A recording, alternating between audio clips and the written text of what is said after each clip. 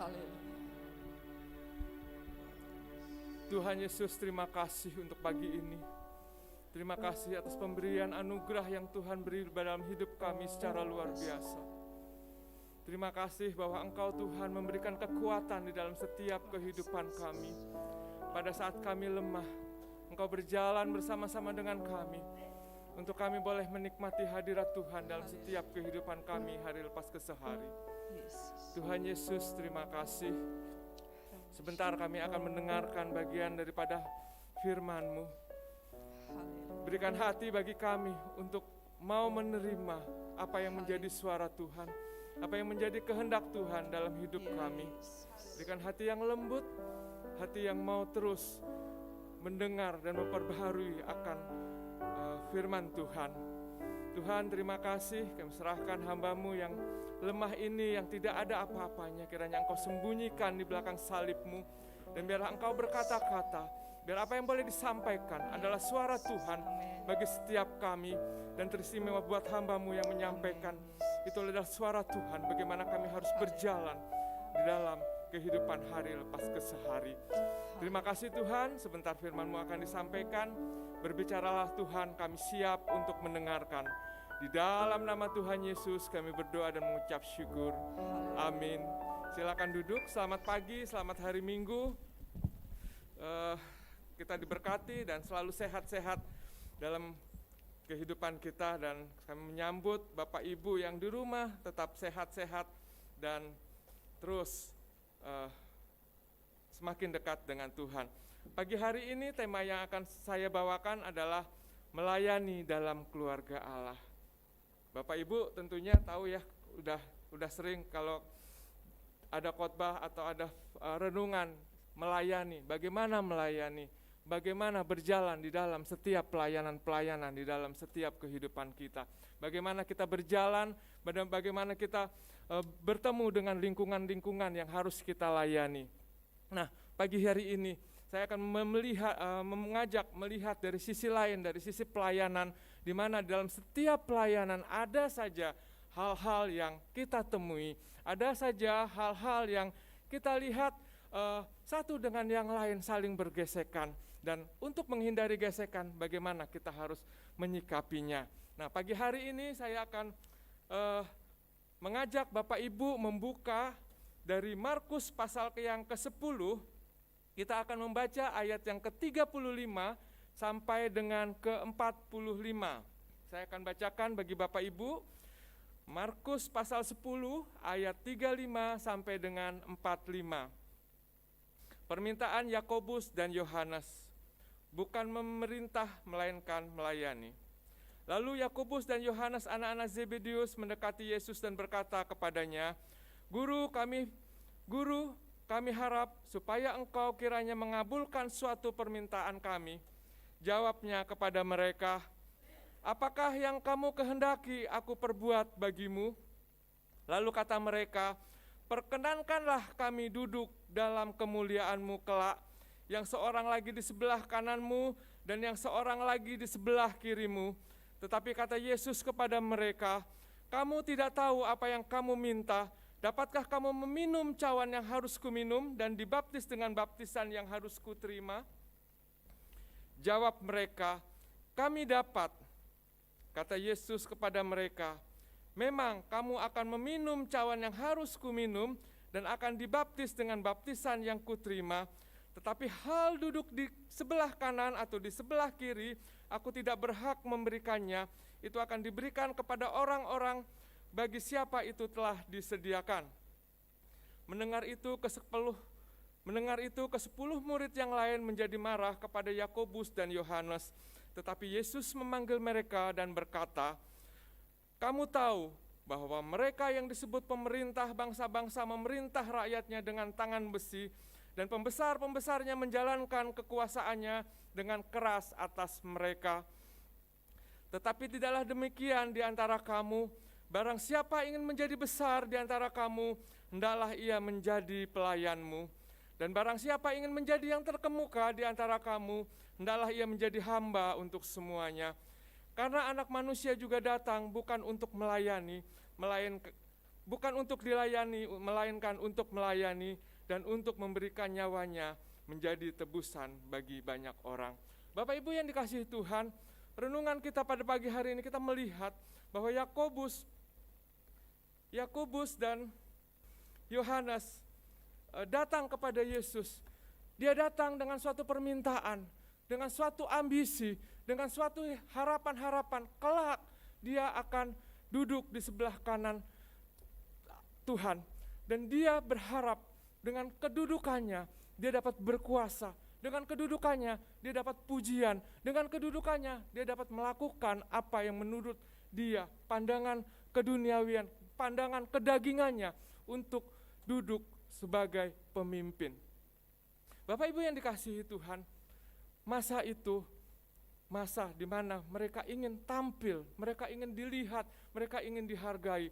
Tetapi dengan keterbatasan mereka berpikir sangat sederhana dan itu disampaikan kepada Tuhan Yesus bahwa ia ingin duduk di sebelah kiri yang seorang dan sebelah kanan yang seorang.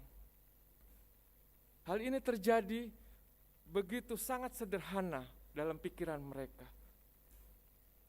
Dan kalau kita lihat masa-masa sekarang dalam setiap kehidupan kita, di media massa lah contohnya saat-saat sekarang ini. Kalau kita sering baca media elektronik ya, kita melihat banyak orang berebut kekuasaan. Saat-saat sekarang partai politik menggalang kekuatan untuk pemenangan pemilu di 2024. Demikian juga orang-orang berambisi untuk menjadi pemimpin, menjadi kepala negara dan wakilnya. Mereka berlomba-lomba. Bahkan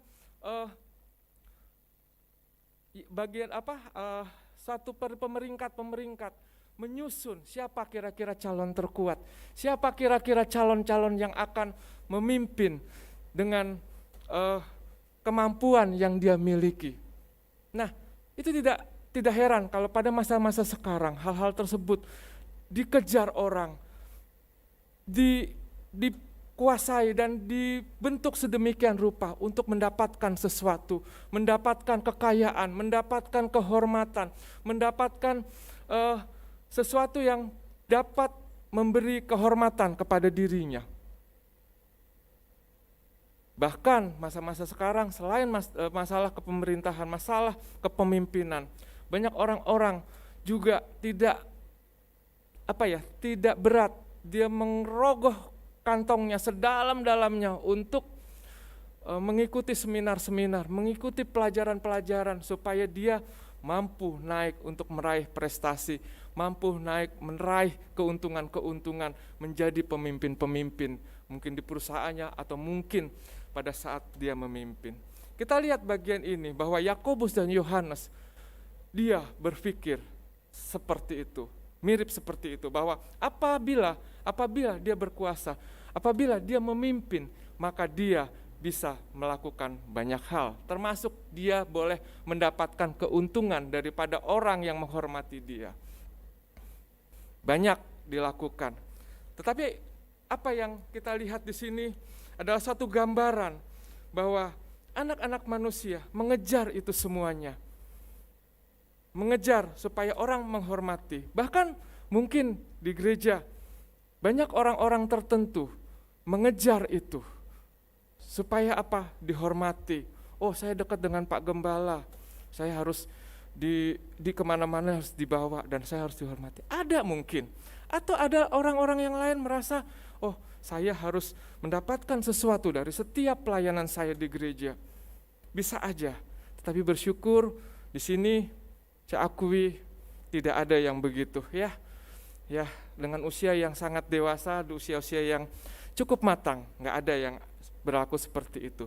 Nah, kita perhatikan Yohanes dan Zebedeus bahkan tidak sungkan-sungkan membawa ibunya untuk mempengaruhi Tuhan Yesus.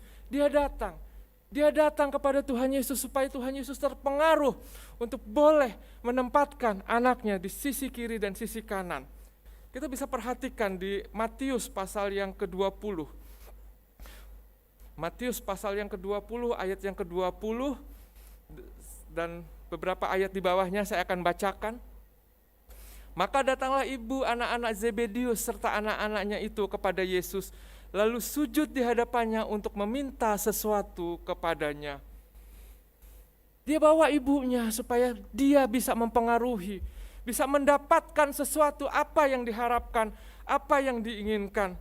Dan dia tidak segan untuk melakukan itu semuanya, menggunakan pengaruh-pengaruh yang ada, pengaruh-pengaruh yang mungkin Tuhan Yesus akan terpengaruh dari apa yang dia lakukan dengan ibunya.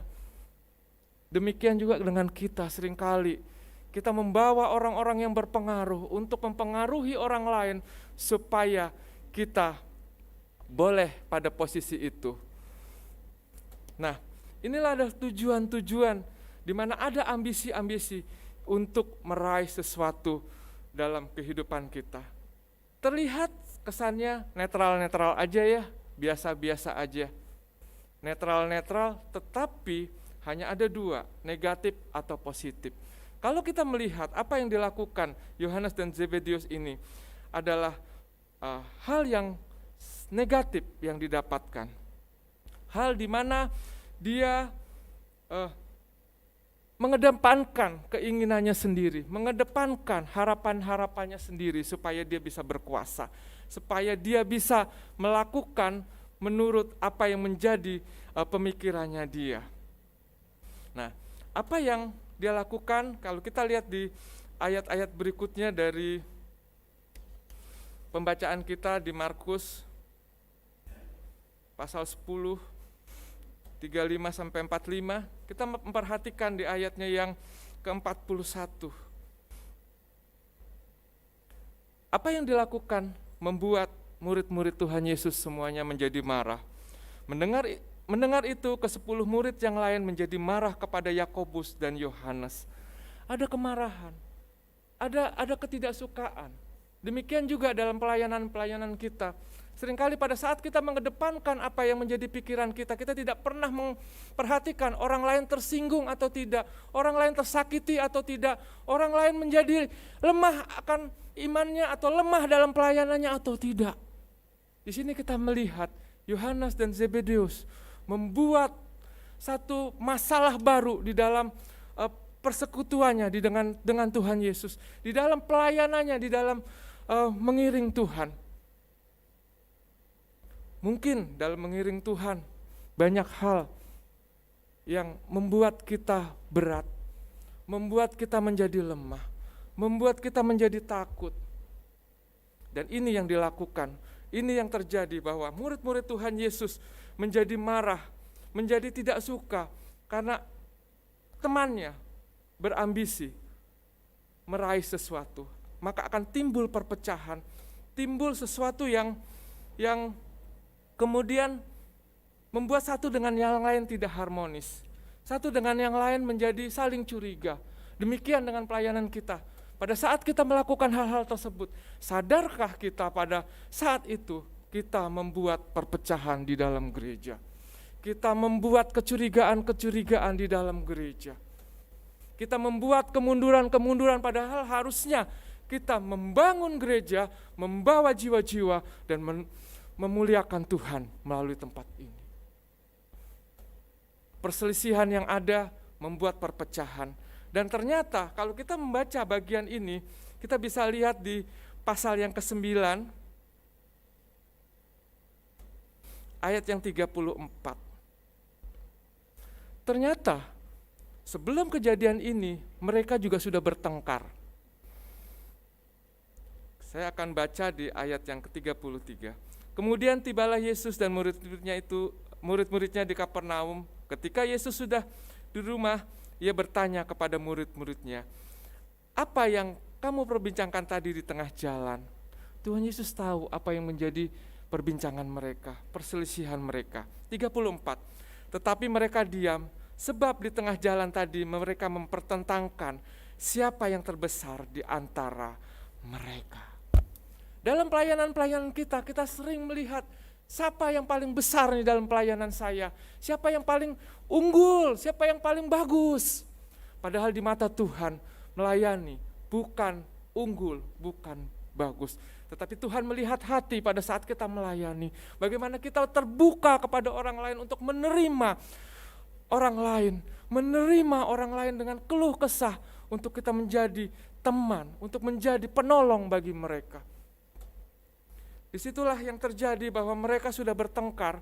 Mereka sudah satu dengan yang lain saling berselisih. Satu dengan yang lain sudah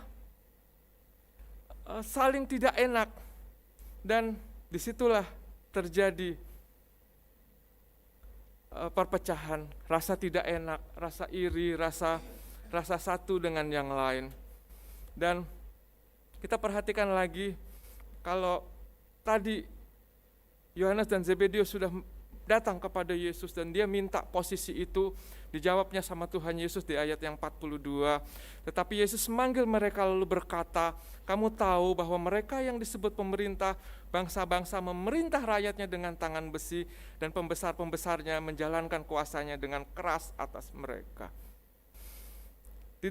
Tidaklah demikian di antara kamu, barang siapa ingin menjadi besar di antara kamu, hendaklah ia menjadi pelayanmu. Dengan jelas firman Tuhan mengatakan, siapa yang ingin menjadi yang terbesar, baiklah ia menjadi pelayan. Layani satu dengan yang lain.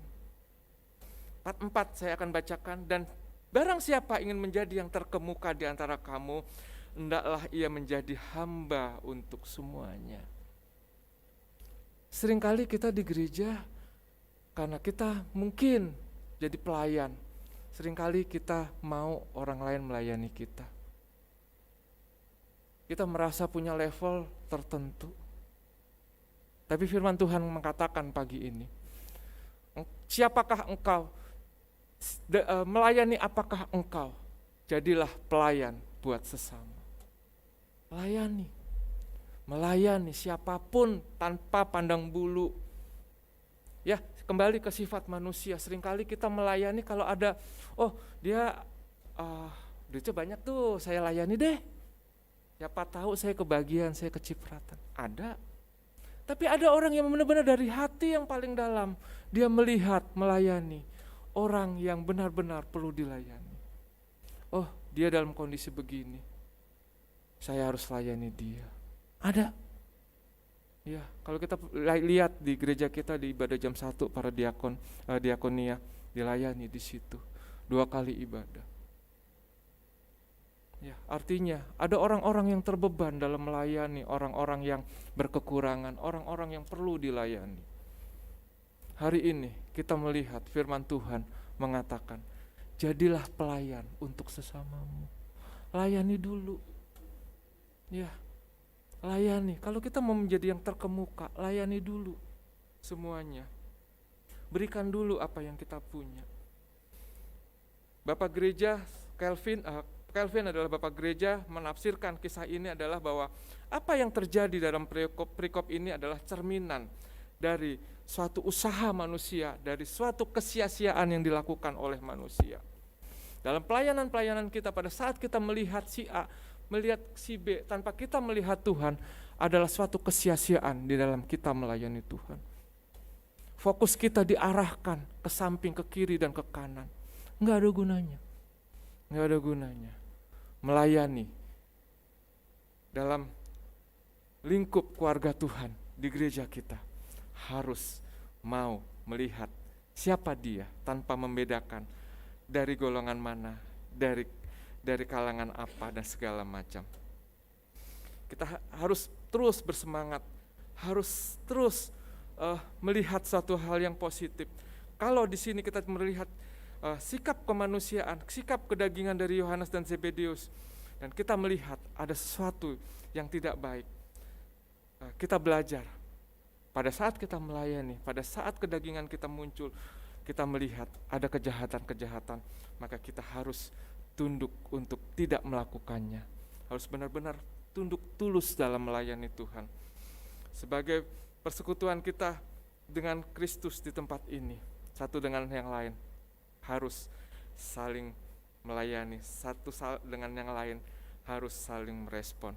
Nah, dalam cerita ini kita melihat bahwa Tuhan Yesus pun merespon Yohanes dan Zebedeus di ayat yang 38. Kamu tidak tahu apa yang kamu minta.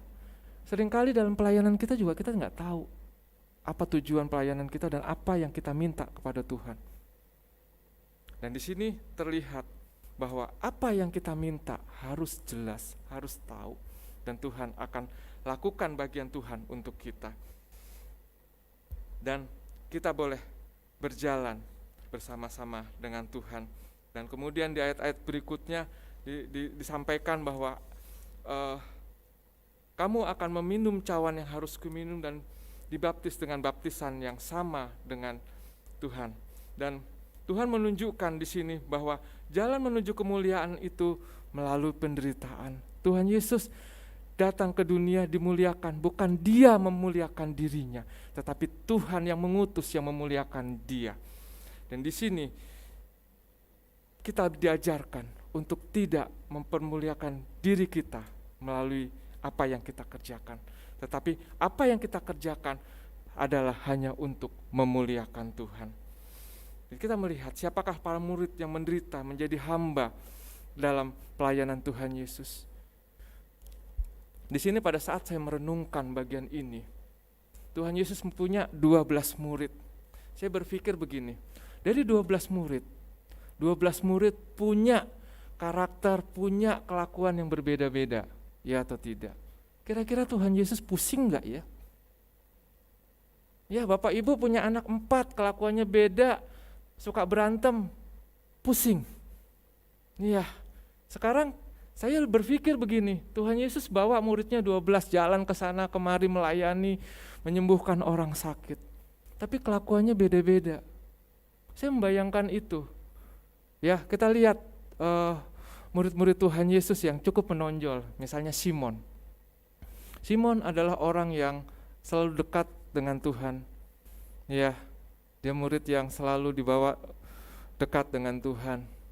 Tetapi dia seorang murid yang keras kepala. Dia sering meragukan apa yang Tuhan katakan. Sebagai contoh, pada saat Tuhan Yesus berjalan di atas air, dia meragukan itu.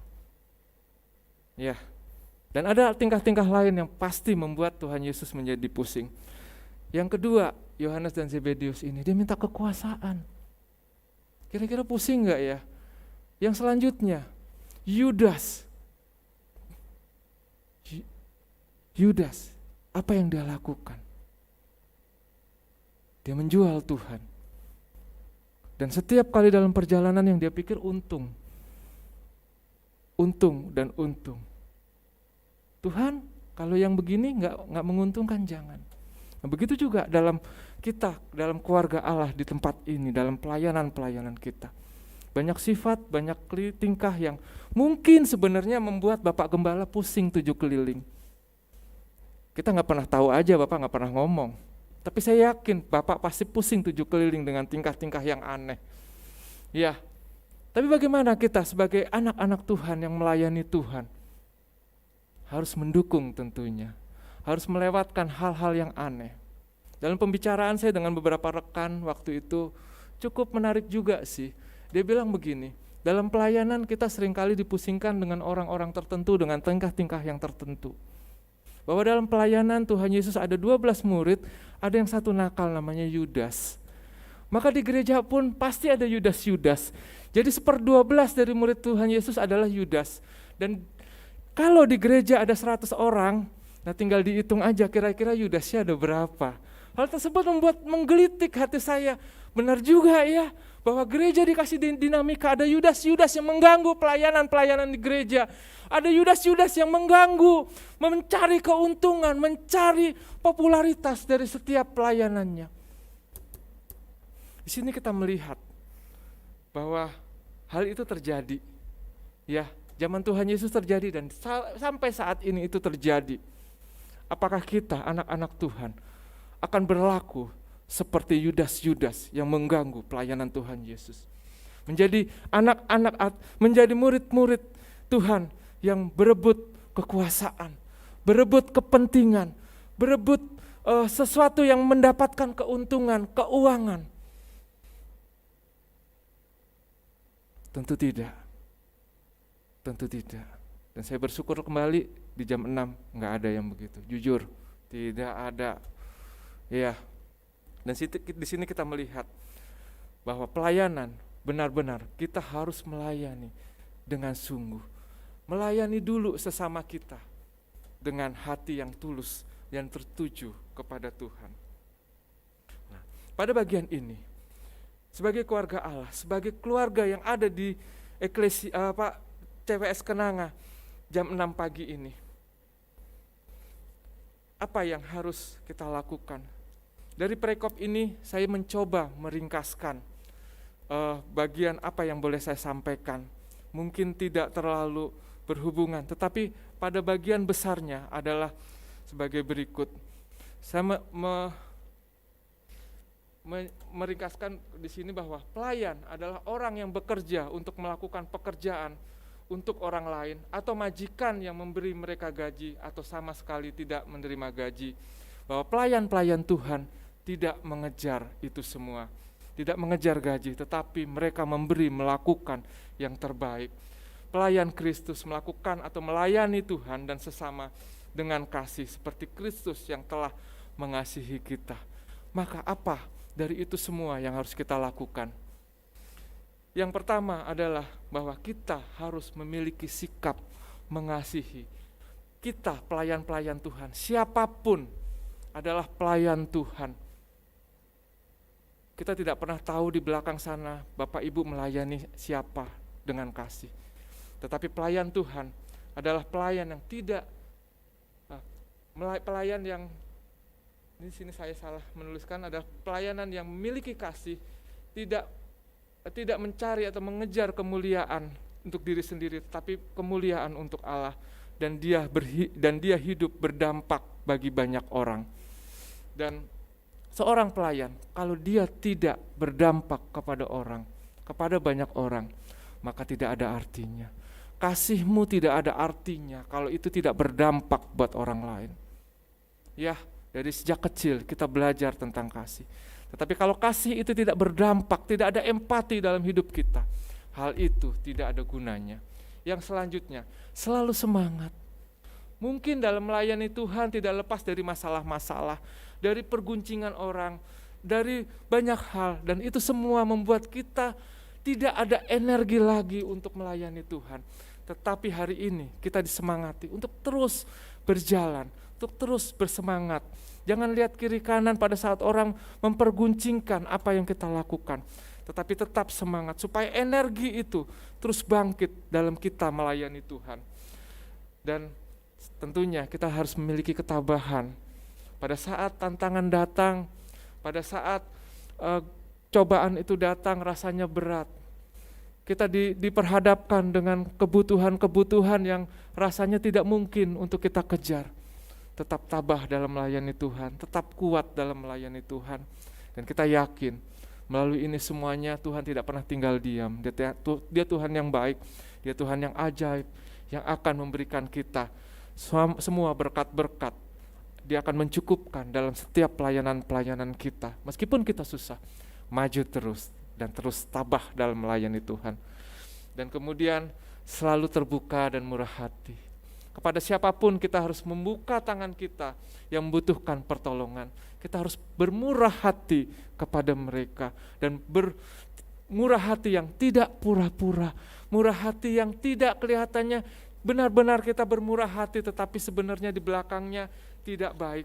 Tetapi itu dilakukan dengan sungguh-sungguh. Kita terbuka buat siapapun yang membutuhkan pertolongan.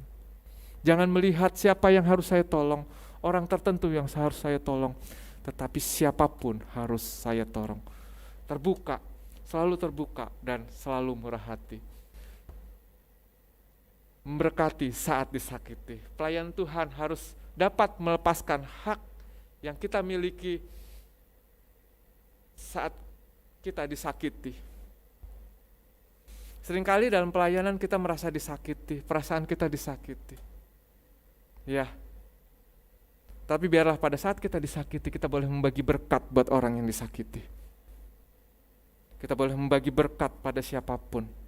Pada saat kita disakiti, jangan mundur, terus memberi berkat, terus menyampaikan berkat buat Tuhan.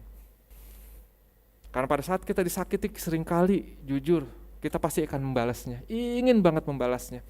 Kalau perlu 2 kali lipat, 3 kali lipat, 4 kali lipat, biar puas pokoknya. Iya atau tidak? Ya. Tapi sebagai anak-anak Tuhan, jangan membalas itu. Pada saat kita disakiti, balaslah itu dengan berkat Tuhan. Dengan berkat-berkat, supaya kita boleh memperkuat iman, menguatkan mereka yang menyakiti kita. Karena pembalasan adalah haknya Tuhan. Jadi kita jangan pernah lagi pada saat kita disakiti dalam setiap pelayanan-pelayanan kita membalasnya dengan menyakiti. Bahkan membuat orang lain menjadi lebih susah dari apa yang dia buat kita menjadi susah. Sebagai penutup, bahwa kesederhanaan hati mengalahkan egoisme diri kita sendiri. Pada saat kita mengalahkan ego-ego kita, maka kasih itu akan muncul, melayani akan menjadi berkat. Dan hanya demi kemuliaan Tuhan kita memiliki motivasi yang kuat ya untuk memelihara kehidupan persekutuan antar jemaat, antar keluarga yang ada di Gedung Kenanga ini, untuk terus berjalan mempermuliakan Tuhan, terus berjalan memenangkan jiwa-jiwa untuk Tuhan. Apakah kita mau berjalan terus memenangkan jiwa untuk melayani, membagi berkat, memberkati banyak orang, menjadi teladan buat banyak orang, terbuka buat banyak orang. Hari ini Tuhan sudah sampaikan melalui firman-Nya, dan biarlah itu kita melakukannya, menjadi pelayanan dalam setiap kehidupan kita, dimanapun kita berada, di dalam keluarga Allah, di rumah Tuhan, di tempat ini. Jadilah pelayan-pelayan yang satu dengan yang lain saling melayani, saling memperhatikan.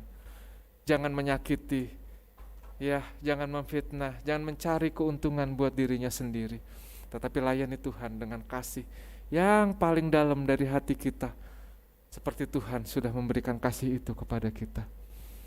Jangan sia-siakan waktu kita pada saat kita ada saat ini, karena kesempatan kita saat inilah untuk melayani, memberi yang terbaik untuk kemuliaan Tuhan dalam pelayanan-pelayanan kita. Inilah waktunya Tuhan kita memberi yang terbaik dalam hidup kita. Mari kita masuk dalam doa. Bapa di surga, kami mengucap syukur dan berterima kasih pada pagi hari ini. Terima kasih kalau Engkau sudah menyampaikan bagaimana kami harus melayani Engkau, Tuhan. Banyak hal, tantangan, pergumulan yang harus kami hadapi dalam pelayanan-pelayanan kami. Tapi terima kasih Tuhan, pagi hari ini kami diingatkan kembali bagaimana kami berjalan, bagaimana kami melayani Tuhan, untuk terus tunduk pada otoritas Tuhan dan tidak melihat ke kiri ke kanan, untuk memberi yang terbaik, memberi dalam pelayanan-pelayanan kami, melayani sesama kami dengan kasih yang daripada Tuhan.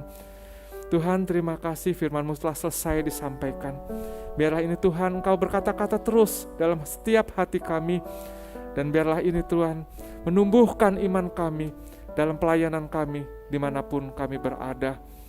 Tuhan, terima kasih, sempurnakan apa yang boleh disampaikan, dan biarlah ini semuanya kami pakai hanya bagi kemuliaan Tuhan. Terima kasih Tuhan, di dalam nama-Mu kami berdoa dan mengucap syukur. Amin.